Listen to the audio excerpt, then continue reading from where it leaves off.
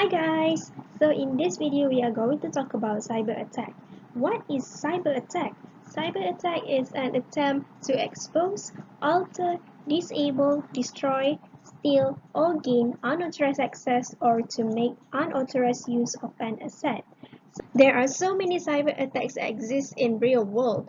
So in this video I'm going to discuss about 8 types of cyber attack. First attack that we are going to discuss about is man-in-the-middle attack, or MITM in short. MITM is when attacker inserts himself as a proxy or relay into communication session between two people in the system. MITM exploits real-time processing of transactions, conversation, or transfer other data. Next is SQL injection threat. SQL targets application security weakness and allows attackers to gain control of application database. Attacker inputs a malicious input into an SQL statement and server reads it as programming code. It is the most common technique in exploiting web application vulnerability. Cross-site scripting, or XSS. XSS is when attacker compromise interactions that users have on vulnerable apps. It allows an attacker to circumvent same origin policy, which is designed to segregate different websites from each other. XSS vulnerabilities normally allow attackers to masquerade as a victim user, to carry out any actions that user able to perform, and to access any of user data. Another attack that can be launched is distributed denial of service, or DDoS. DDoS is multiple systems flood the bandwidth or resources of a targeted system, usually one or more web servers. This attack results in multiple compromised systems or botnets flooding targeted system with traffic. Another attack is that password attack. Password attack is when a third party trying to gain access to your system by cracking the user passwords. There are two types of password attacks that I'm going to discuss in this video, is that dictionary attack and brute force.